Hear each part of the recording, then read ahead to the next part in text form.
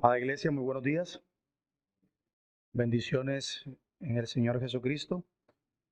Les pido que me acompañen en oración, hermanos. Vamos a colocar este espacio maravilloso en las manos de nuestro bendito Señor. Padre eterno, Dios de gloria, Señor, te damos muchísimas gracias porque tus misericordias son nuevas cada mañana, Señor. Nosotros somos testigos de ello y por eso glorificamos, oh Señor, tu nombre, exaltamos tu nombre. Gracias por permitirnos el privilegio maravilloso de poder adorarte, Señor, de poder venir a tus atrios, de poder estar con nuestros hermanos redimidos todos por la sangre preciosa de nuestro Señor y Salvador Jesucristo, que es suficiente, Señor, y eficaz para salvar. Gracias por amarnos a pesar de nosotros. Gracias por sustentarnos a pesar de nosotros. Y hoy te pedimos y clamamos, Señor, que tu voz haga eco en nuestros corazones y en nuestras vidas de una forma poderosa, que tu palabra, Señor, la podamos recibir con gozo y alegría y podamos, Señor, ponerla por obra. Por favor, regálame a mí el poder expresarla, exponerla sin ningún tipo de inconveniente, que pese a mis limitaciones tú seas exaltado y glorificado, Señor, que tu pueblo sea grandemente bendecido y que tú nos des hoy, Señor, todo lo que necesitamos a través de la exposición de tu santa y bendita palabra. Que jamás, Señor, regrese vacía. Te lo pedimos y te lo imploramos en el nombre de nuestro Señor Jesucristo. Amén y amén. Vamos a continuar, hermanos, con nuestra serie en la epístola del apóstol Pablo a los Romanos. Por ende, les pido que se coloque sobre sus pies y vaya conmigo a Romanos capítulo 1. Vamos a leer los versículos del 1 al 7. Romanos capítulo 1, versículos del 1 al 7. En la mañana de hoy nos concentraremos desde el versículo 2 al 7, pero vamos a leerlo todo para tener el contexto. Leo para ustedes la bendita palabra del Señor. Pablo, siervo de Jesucristo, llamado a ser apóstol, apartado para el evangelio de Dios, que él había prometido antes por sus profetas en las santas escrituras, acerca de su Hijo, nuestro Señor Jesucristo, que era del linaje de David según la carne, que fue declarado Hijo de Dios con poder, según el Espíritu de santidad, por la resurrección de entre los muertos, y por quien recibimos la gracia y el apostolado, para la obediencia a la fe en todas las naciones por amor de su nombre, entre las cuales estáis también vosotros, llamados a ser de Jesucristo. A todos los que estáis en Roma, amados de Dios, llamados a ser santos, gracia y paz a vosotros, de Dios nuestro Padre y del Señor Jesucristo. Pueden tomar asiento, amados hermanos. Nuevamente es un privilegio hoy reunirnos en la casa del Señor para adentrarnos en esta hermosa carta, una de las epístolas más profundas y ricas de las Santas Escrituras. Este pasaje que hemos leído, hermanos, marca el comienzo de esta carta y quiero que comprendamos plenamente un contexto y un significado de la misma antes de entrar o adentrarnos en su contenido. En primer lugar, siempre recordarles que esta carta se ha convertido en una de las cartas más influyentes en la historia del cristianismo. Esta carta no solo aborda temas teológicos, sino que también es una carta de unidad, es una carta de amor entre los creyentes en Cristo. Por ende, es una carta de suprema utilidad para nosotros. En este momento de la historia, para abarcar un poco el contexto histórico de la misma, esta parte de la historia, recuerden que el apóstol Pablo se encontraba en la ciudad de Corinto, preparándose para viajar a Jerusalén. Y finalmente su anhelo era pues visitar Roma, la ciudad a la quien dirige esta carta. Recuerden que en ese momento Roma era la capital del imperio más poderoso del mundo, el imperio romano, un centro de poder, un centro de culturas muy ricas en ese momento. Era una ciudad diversa, era una ciudad poblada por personas de diferentes trasfondos y culturas. Y entre ellas había una comunidad cristiana, que Pablo anhelaba, que Pablo deseaba conocer y por supuesto quería alentarlos en su fe, porque no era para nada fácil ser un cristiano en estos tiempos en que Pablo escribe. Era supremamente complejo. Cuando Pablo escribe esta carta, estaba animado por un deseo muy profundo, muy sincero, de poder compartir el evangelio y de establecer relaciones con los creyentes en Roma, antes de que él fuera a visitarlos personalmente. Su objetivo era no otro, sino el de presentar de una manera sistemática y clara la enseñanza fundamental del cristianismo, especialmente en lo que respecta a la poderosa doctrina de la justificación por la fe en Jesucristo.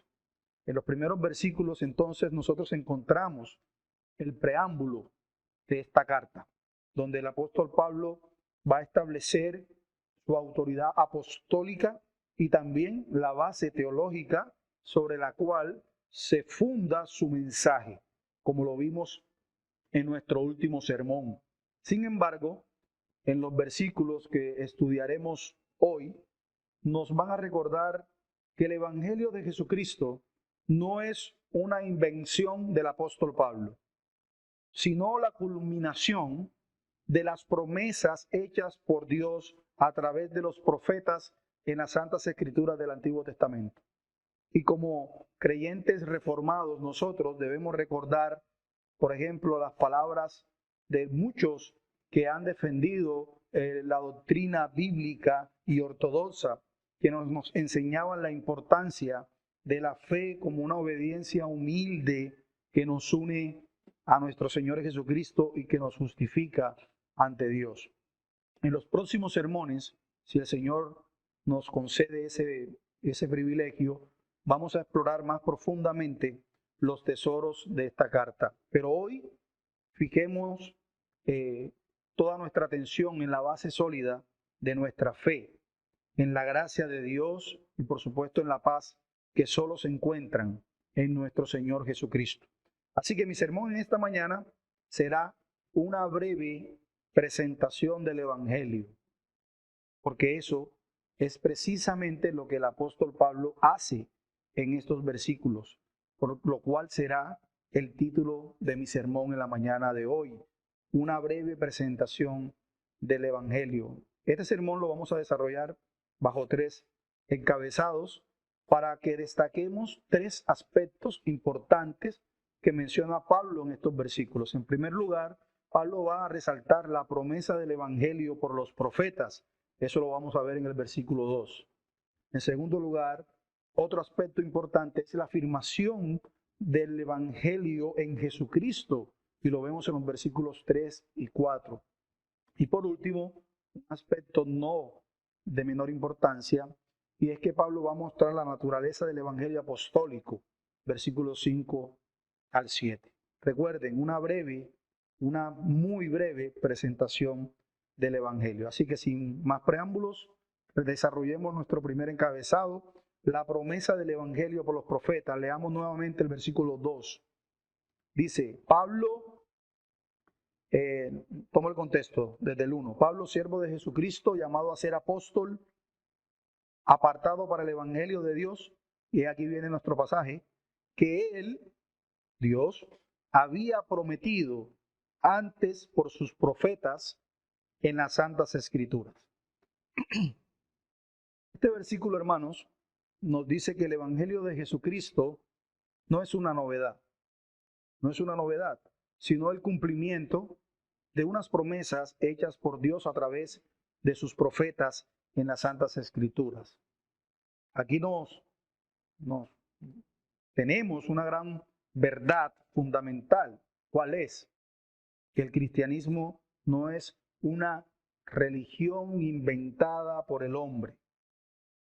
No es de invención humana, sino es el cumplimiento divino de un plan eterno. Y eso, por supuesto, nos muestra otros aspectos importantes, como por ejemplo la continuidad que vemos trazada en las promesas de Dios. Pablo comienza señalando, por ejemplo, que el Evangelio de Jesucristo es la realización de promesas hechas previamente por Dios, y por supuesto, como Dios no miente, las cumplirá. Estas promesas no son caprichosas,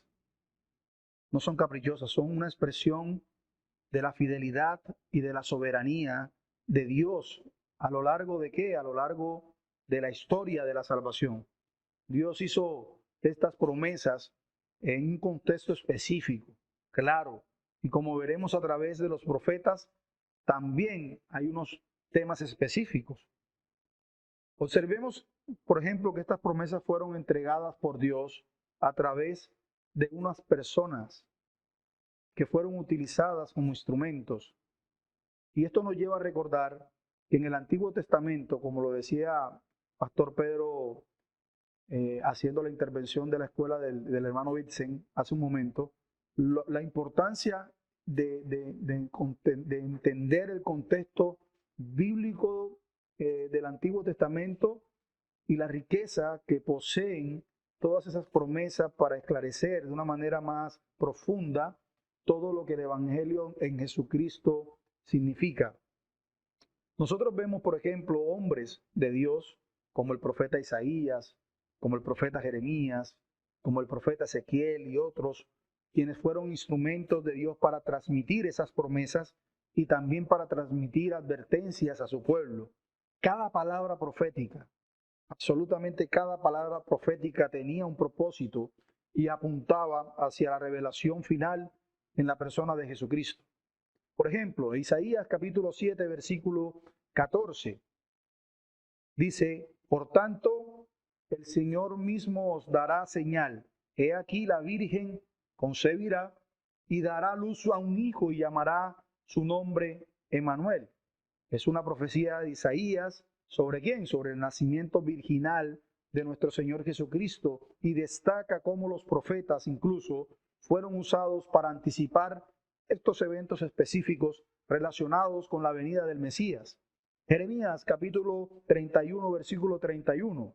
He aquí que vienen días, dice Jehová, en los cuales haré un pacto con la casa de Israel y con la casa de Judá, no como el pacto que hice con sus padres el día que tomé su mano para sacarlos de la tierra de Egipto. No es como ese pacto, porque ellos invalidaron mi pacto, aunque fui yo un marido para ellos, dice Jehová. Pero este es el pacto que haré con la casa de Israel después de aquellos días, dice Jehová. Daré mi ley en su mente y la escribiré en su corazón, y yo seré a ellos por Dios, y ellos me serán por pueblo. ¿Qué decía Jeremías? Hablaba de un nuevo pacto. Estaba anticipando un nuevo pacto que iba a hacer Dios con su pueblo. Jesucristo es el cumplimiento de ese nuevo pacto, donde su sacrificio en la cruz nos otorga perdón de nuestros pecados y también nos garantiza la presencia de su Santo Espíritu en nuestros corazones. Y también, hermanos, fue promesa cumplida en Cristo. Ezequiel, por ejemplo, en el capítulo 36, versículo 25, Ezequiel dice: entonces esparciré sobre vosotros agua limpia, y seréis limpios de todas vuestras inmundicias, y de todos vuestros ídolos os limpiaré, y os daré un corazón nuevo, y pondré espíritu nuevo dentro de vosotros, y quitaré de vuestra carne el corazón de piedra, y os daré un corazón de carne, y pondré dentro de vosotros mi espíritu, y haré que andéis en mis estatutos, y guardaréis mis preceptos y los pongáis por obra. Es una promesa hermosa que llena de esperanza a todo el que está en Cristo. Y noten cuándo fue dada. Siglos antes. Ezequiel profetiza la obra regeneradora y transformadora de Dios en el corazón de su pueblo. Este pasaje es relevante, hermanos, incluso para comprender la obra del Espíritu Santo en la vida del creyente bajo el nuevo pacto, inaugurado ¿en quién? en Jesucristo. Así que estos pasajes son solo ejemplos de cómo los profetas del Antiguo Testamento fueron utilizados por Dios para anunciar promesas y eventos relacionados con la venida y la obra de Cristo. Cada palabra profética tenía un propósito específico y apuntaba hacia la revelación final de Jesucristo como Salvador y Redentor. Y eso, por supuesto, lo tenía muy en claro el apóstol Pablo. Muy en claro. En palabras sencillas, lo que Pablo nos está enseñando es sobre la autoridad de las Santas Escrituras. Esto nos recuerda a nosotros que las Escrituras no son un mero registro histórico o un mero conjunto de ideas humanas, sino la palabra de Dios misma, con todo lo que eso significa. Nosotros afirmamos, por ejemplo, en nuestra fe ortodoxa, afirmamos la inspiración plenaria y verbal de las Escrituras, lo que significa que son una revelación infalible de Dios a los hombres. Infalible, inerrante. Ahora bien, todas esas promesas proféticas en las Escrituras encuentran un cumplimiento definitivo en Jesucristo.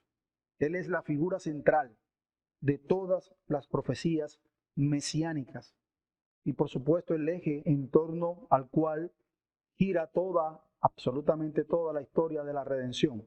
En Cristo nosotros vemos el cumplimiento de la promesa de un Redentor, el cumplimiento de la promesa de un Rey eterno, el cumplimiento de una promesa de un Cordero de Dios que quita el pecado del mundo. Decía Martín Lutero, cito, abro comillas, es importante que no solo conozcamos a Cristo como Él es revelado en el Nuevo Testamento, sino que también entendamos que todas las escrituras del Antiguo Testamento apuntan a Él como el cumplimiento de las promesas de Dios. Cierro comillas. Hermanos, y desde el punto de vista práctico para nosotros, esto también nos enseña muchas cosas. Por lo menos nos enseña tres. En primer lugar, confianza en la fidelidad de Dios. ¿En qué sentido? Nosotros a través de estos pasajes debemos reafirmar nuestra confianza en la fidelidad de Dios porque Él cumple sus promesas. Él cumple sus promesas. Y nosotros como cristianos, como creyentes, estamos parados sobre una base sólida, una roca sólida sobre las promesas de Dios. Y podemos confiar en que Dios siempre cumple lo que promete. Él cumple su palabra. Pero también, hermanos, nos enseña y nos exhorta a una diligencia en el estudio de las mismas, de las Escrituras.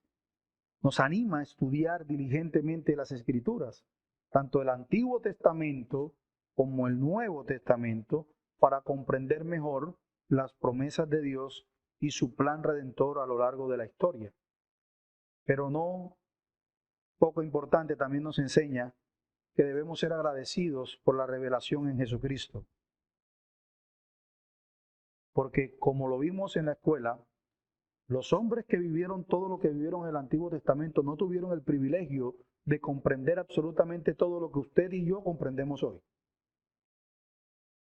Debemos cultivar una profunda gratitud por la revelación final de Dios en Jesucristo. A Dios le plació que usted y yo pudiéramos mirar en retrospectiva todo eso, y que podamos tener, por supuesto, más amplitud y profundidad de la obra de redención que no tuvieron muchos profetas. Así que es un privilegio y debemos ser agradecidos, porque Jesucristo es la culminación de todas las promesas que esperábamos. Ese es Jesucristo mismo. Así que quiera Dios que este conocimiento de verdad nos inspire a nosotros a buscar una relación mucho más profunda con Dios a través del estudio de su palabra y también, por supuesto, a proclamar las buenas nuevas del Evangelio de nuestro Señor. Ahora bien, Pablo va a clarificar luego de haber enseñado que el Evangelio de Cristo no era una invención, sino que fue obviamente la continuidad en el cumplimiento de unas promesas dadas anteriormente, ahora él va a reafirmar la verdad de ese Evangelio. Y eso nos lleva a considerar nuestro segundo punto. Versículos 3 y 4, la afirmación del Evangelio en Jesucristo. Dice Pablo, versículo 3, acerca de quién eran las promesas, Pablo especifica inmediatamente, acerca de su Hijo, nuestro Señor Jesucristo, y va a empezar a explicar quién es el Señor Jesucristo, del linaje de David, según la carne, que fue declarado Hijo de Dios con poder, según el Espíritu de Santidad, por la resurrección de entre los muertos. Y estos versículos son trascendentales en la carta de Pablo, ya que establecen, hermanos, la base teológica de su mensaje y también van a resaltar la importancia de Jesucristo en la obra de salvación. El versículo 3, Pablo destaca la doble naturaleza de Cristo, la doble naturaleza de nuestro Salvador. ¿Por qué? Porque primero Jesús es nuestro Señor Jesucristo, y cuando Pablo dice nuestro Señor Jesucristo, lo que está haciendo es subrayando la divinidad y la soberanía de Cristo como Señor de todas las cosas. Nuestro Señor Jesucristo, pero también Él se enfoca en una realidad, en su humanidad, porque Él es Dios, pero también es hombre. Pablo, al mencionar que Él era del linaje de David, según la carne, y haciendo referencia a David, pues logra algo importante porque cumple, por supuesto, y lo une a lo que está diciendo anteriormente de las promesas, lo une a las profecías mesiánicas del Antiguo Testamento que anunciaban que el Mesías iba a ser descendiente de David. Por ejemplo, vaya conmigo al segundo libro de Samuel. Segundo libro de Samuel, capítulo 7, versículos 12 y 13.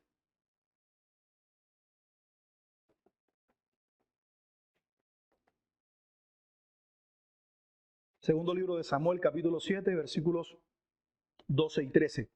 Dice la palabra de Dios. Esto, recuerden, es la profecía que fue dada a David. Y cuando tus días sean cumplidos y duermas con tus padres, yo levantaré después de ti a uno de tu linaje, el cual procederá de tus entrañas, y afirmaré su reino. ¿Qué pasará con él? Versículo 13. Él edificará casa a mi nombre y yo afirmaré para siempre el trono de su reino.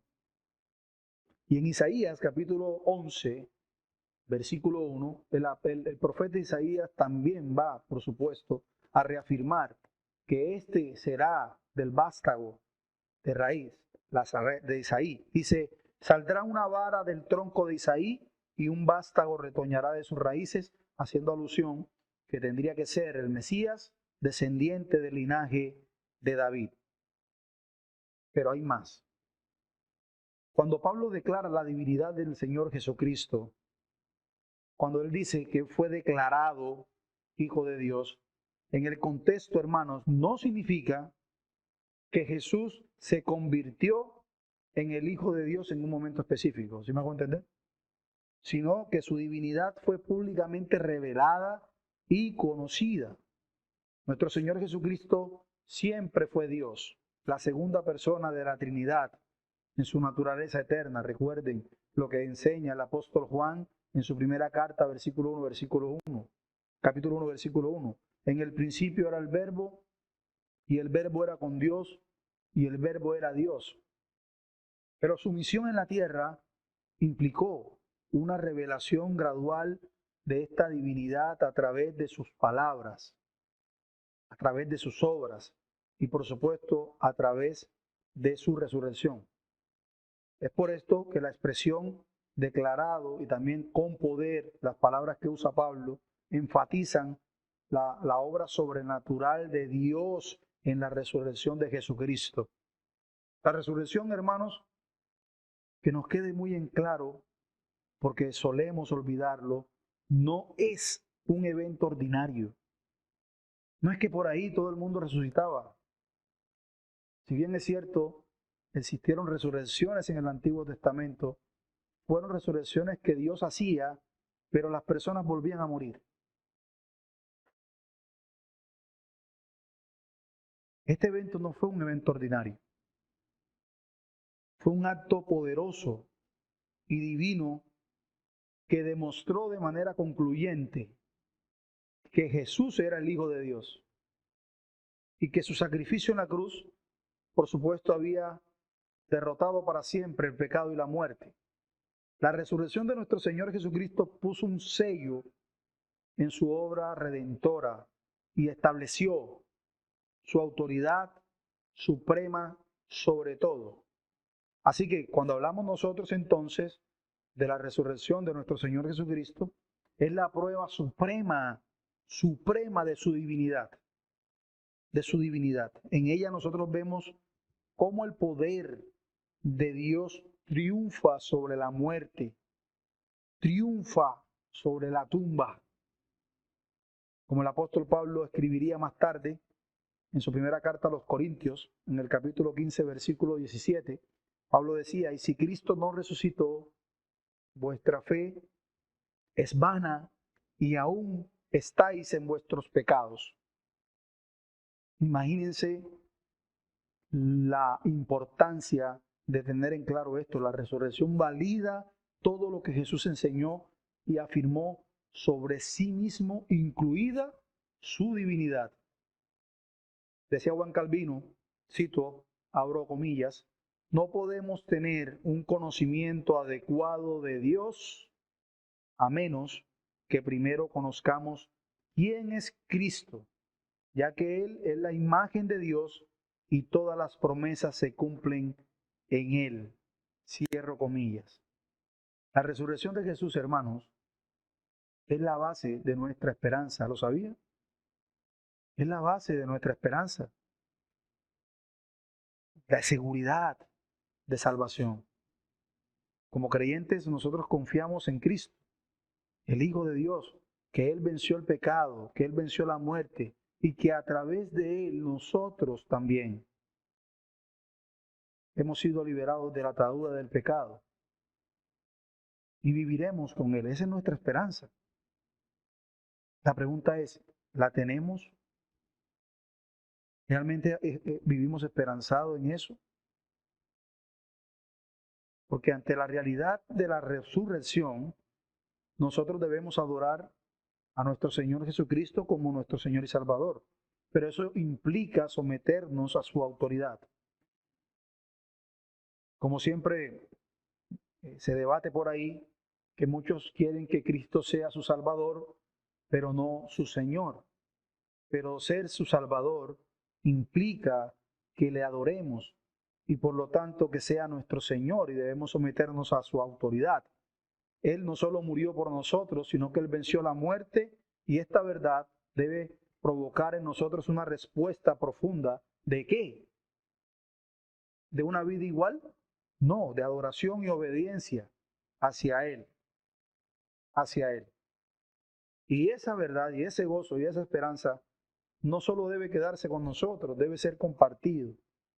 El corazón de la resurrección, el corazón del evangelio que proclamamos, debe ser compartido. Debemos compartir la buena noticia al mundo de que tenemos un Señor y un Salvador poderoso que venció la muerte de una vez y para siempre, y en el cual tenemos esperanza y tenemos salvación. Así que nos lleva a confiar plenamente en Él. Y debemos recordar siempre esa gran verdad, que en la declaración de la divinidad de nuestro Señor Jesucristo y en su resurrección, nosotros encontramos una base sólida de nuestra fe,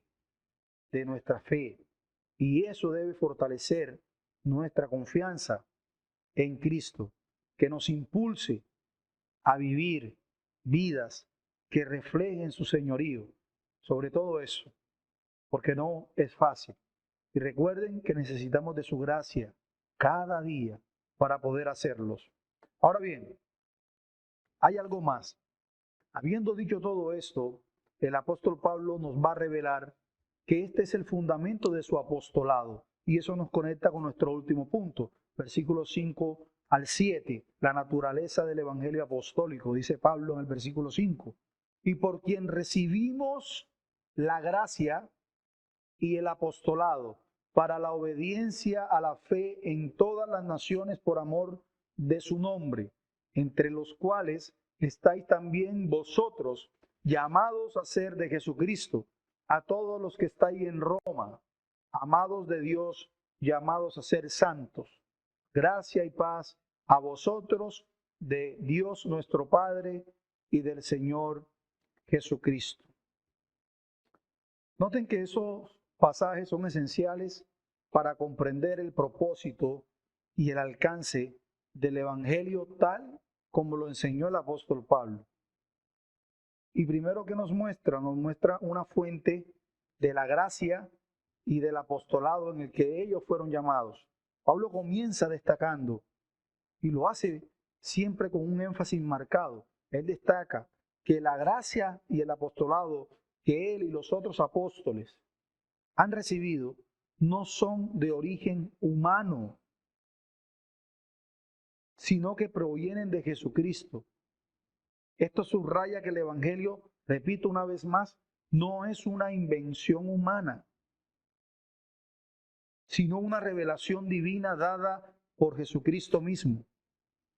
Para comprender mejor este concepto, es importante que de pronto exploremos pasajes que respalden la idea que la gracia y el apostolado provienen de Dios a través de Jesucristo. Por ejemplo, la fuente del apostolado se encuentra en la llamada directa de Jesús a sus discípulos para convertirse en apóstoles.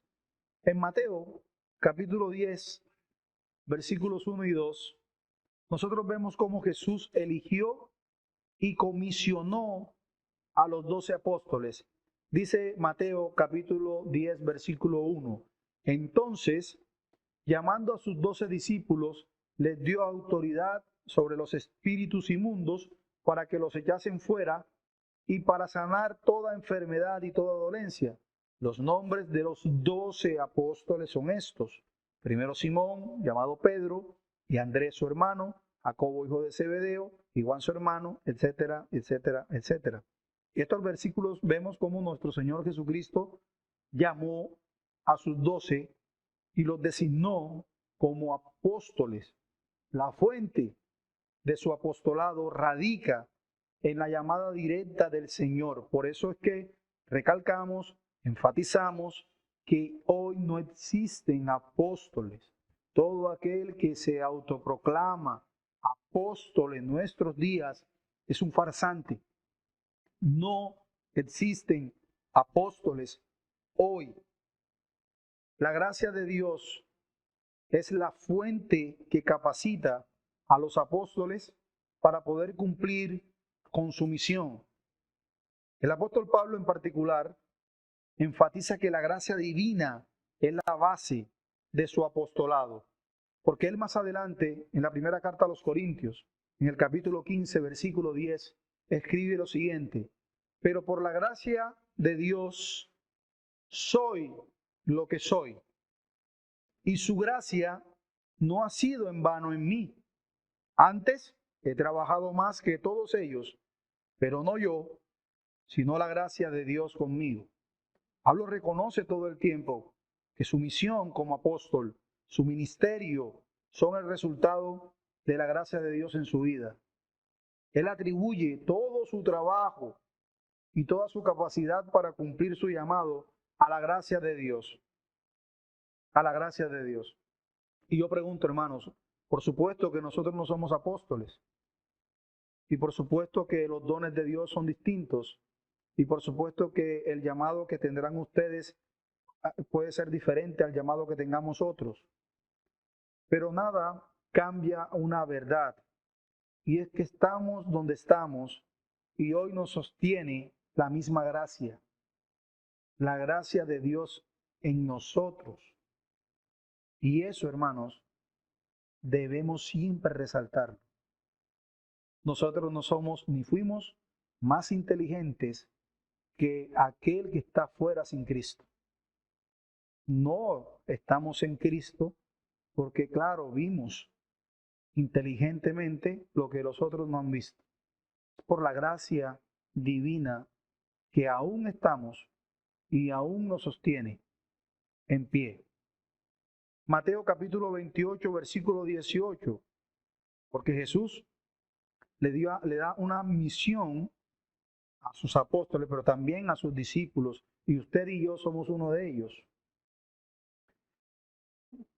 Jesús dice en Mateo capítulo 28, versículos 18 y 19, y Jesús se acercó y les habló diciendo: toda autoridad me ha sido dada en el cielo y en la tierra. Id pues y haced discípulos de todas las naciones, bautizándolos en el nombre del Padre y del Hijo y del Espíritu Santo. Nuestro Señor declara que toda autoridad ha sido dada y envía a los apóstoles a todas las naciones. Esto demuestra una vez más que el apostolado tiene su origen en la autoridad y en la gracia de nuestro Señor Jesucristo. De manera que la fuente del apostolado y de la gracia en el ministerio apostólico se encuentran y provienen de Dios. Ahora bien, este enfoque de la fuente divina es fundamental para comprender el papel y la autoridad de los apóstoles en la iglesia primitiva y su relevancia en la expansión del Evangelio. Pablo explica que el propósito de esa gracia es para la obediencia a la fe en todas las naciones por amor de su nombre. Esto significa que la misión de los apóstoles y por extensión a la iglesia es de llevar a todas las naciones a la obediencia a la fe en Jesucristo. El Evangelio no es simplemente una información intelectual. Por supuesto implica intelecto, claro, pero no es solo una información intelectual, es un llamado a la transformación de vidas a través de la fe en Jesucristo. Además, Pablo enfatiza que este evangelio no está limitado a una cultura o a un grupo étnico en particular. Es para todas las naciones. Esto anticipa la visión misionera de Pablo y la expansión del evangelio más allá de Jerusalén, más allá de Judea, hacia los confines de la tierra. Y debemos también entender que el evangelio no tiene fronteras. Estamos llamados a compartir ese mensaje poderoso del evangelio a todas las naciones, culturas y contextos, guiados por el amor de Cristo y su mandato. Y hoy quiero exhortarnos todos a reflexionar profundamente sobre el llamado y la responsabilidad que tenemos como iglesia en la relación con la universalidad del evangelio. Debemos entender nosotros que así como el evangelio no tiene fronteras, tenemos una responsabilidad de predicarlo, compartirlo en nuestros lugares de trabajo, con las personas que podamos, siempre buscando una oportunidad prudente de poder compartir el evangelio. Jesucristo nos dio una comisión clara, muy clara antes de ascender al cielo. Id pues y haced discípulos a todas las naciones. Y ese mandato no tiene excepciones, no tiene restricciones geográficas, él no está limitado por fronteras ni barreras culturales. Debemos llevar esas buenas nuevas de salvación a cada rincón que Dios nos permita llevarla. Así que nuestro motivo para compartir el evangelio debe ser el amor de Cristo que mora en nosotros. Y eso Pablo también nos lo deja muy en claro en su segunda carta a los Corintios, en el capítulo 5, versículo 14. Voy a leer para ustedes. Pablo nos dice: el amor de Cristo nos constriñe, pensando esto, que si uno murió por todos, luego todos murieron, y por todos murieron, para que los que viven ya no vivan para sí, sino para aquel que murió y resucitó por ellos. El amor de Cristo debe ser nuestra fuerza motriz para poder llevar a cabo la misión de la gracia redentora a otros. Debe ser la fuerza motriz. ¿Y por qué? Dice Pablo, porque somos llamados a ser de Jesucristo. Noten conmigo el versículo 6. ¿Qué dice el versículo 6? Entre los cuales estáis también vosotros, los de Roma, ¿cierto? Los primeros receptores de esta carta, pero por extensión a cada persona que está en Cristo. ¿Qué dice Pablo? Entre los cuales estáis también vosotros, llamados a ser de Jesucristo. Sus destinatarios los llama que están llamados a ser de Jesucristo. Esto significa una sola cosa, que la identidad del creyente no está, escuchen bien, ni en la cultura, ni en la nacionalidad, no está en las tradiciones humanas, está solo en Cristo. Son llamados a ser discípulos y seguidores de Cristo. Y esto es importante porque vivimos en un mundo, por supuesto, que se define hoy, más que nunca, se define por nuestras nacionalidades, por nuestras profesiones, se define por nuestras circunstancias. Por eso es vital, ante todo, recordar que somos llamados a ser de Jesucristo. Pablo lo decía claramente, mi ciudadanía está en los cielos, porque yo tengo una identidad con aquel que me salvó.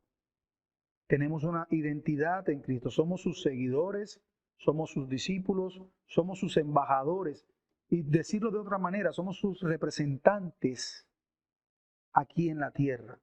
Así que nuestra vida debe reflejar la imagen de Cristo en todo lo que hacemos. Y qué difícil es eso, hermanos. Qué difícil es eso. Porque hay un pecado que mora en nosotros que se rehúsa a morir. Y es una lucha constante, diaria, con el viejo hombre que se levanta y que busca un lugar. Como decía John Owen en su libro Mortificación del Pecado, él se hace el muerto por un tiempo, para que usted se confíe de que está muerto ya es inofensivo. Pero luego que usted piensa y se confió, ese viejo hombre se levanta con un puñal, buscando ¿qué? Apuñalarlo por la espalda. Y así, hermanos, es la realidad de nuestra lucha con el pecado a diario. A diario. Esto es una guerra que solo terminará el día o en que muramos o el día en que el Señor Jesucristo venga por segunda vez en gloria. Cuando ya no tengamos este cuerpo de carne y de muerte y de pecado, sino que seamos glorificados a semejanza del cuerpo suyo. Así que ser de Jesucristo no es solo una afirmación de identidad, sino un llamado a la consagración. Significa que nuestra lealtad, que nuestra obediencia deben estar dirigidas a Él en todo momento. Pablo escribe en la primera carta a los Corintios, por ejemplo, en el capítulo 6, versículo 19, y él nos recuerda, dice, ¿o ignoráis que vuestro cuerpo es templo del Espíritu Santo, el cual está en vosotros, el cual tenéis de Dios, y que no sois vuestros, porque habéis sido comprados por precio? Glorificado pues a Dios en tu cuerpo y en tu espíritu, los cuales son de Dios. Eso es lo que implica el llamado a ser de Jesucristo. Implica que una vida de santidad. Dios nos llama a separarnos del pecado y a vivir de acuerdo a su voluntad.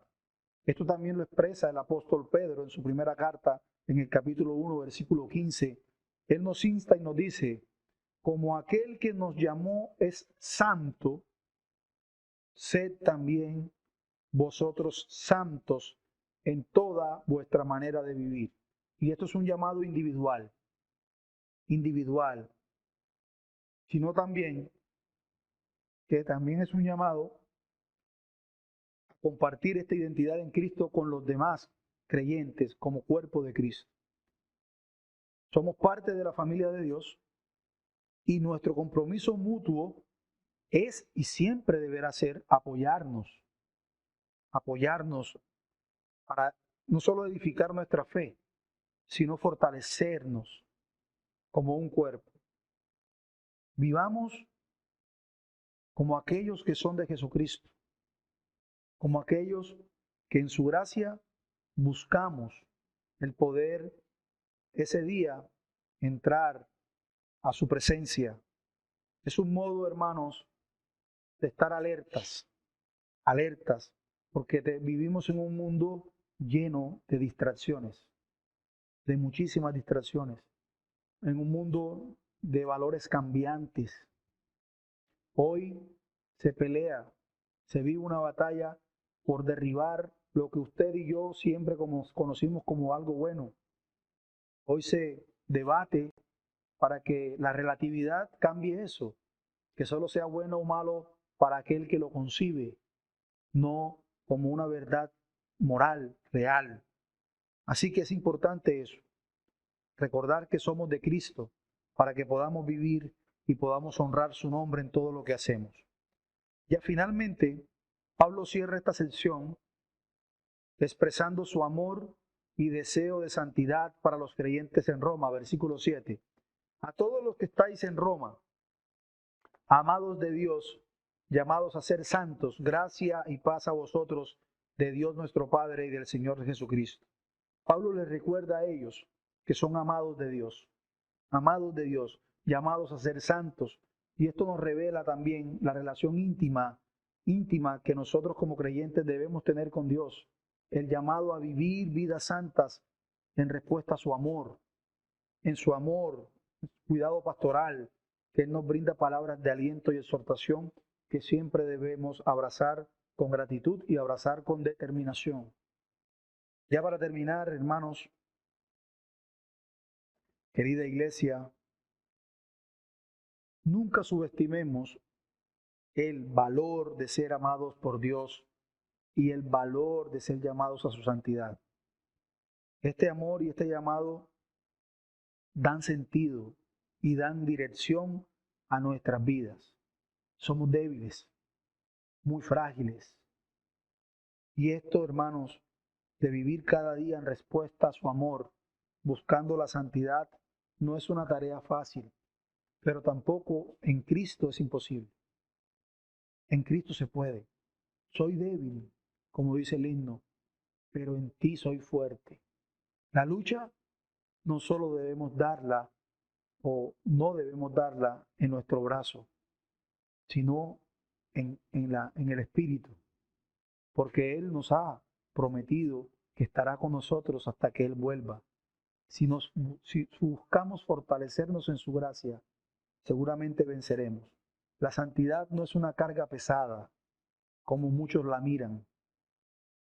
Es un regalo divino que nos lleva a experimentar la plenitud de vida en Jesucristo. La santidad no es un listado de cosas que debo hacer y que no debo hacer. Es una vida en comunión con Dios, en comunión con Cristo. Que la gracia y la paz de nuestro Señor, hermanos, llene sus corazones y les fortalezca mientras caminan en el camino de la fe y santidad.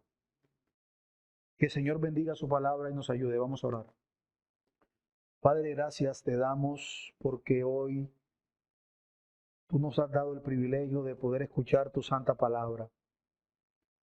Rogamos como iglesia que tu palabra haga un eco poderoso en nuestros corazones, que la puedas escribir en cada fibra de él, que nunca regresen, tus palabras nunca regresen vacías, que nos ayudes, Señor, a valorar, a atesorar, a apreciar todo el regalo maravilloso que nos das en tu escritura, en tus promesas.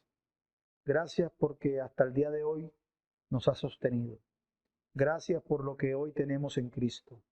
Que tu iglesia, Señor, pueda cada día seguir creciendo en santidad, pueda seguir creciendo fieles a tu llamado. Que hoy podamos, hoy, Señor, darte gloria y honra con gozo, con gratitud por todo lo que haces y harás, Señor, porque tú no mientes, porque tus promesas son infalibles.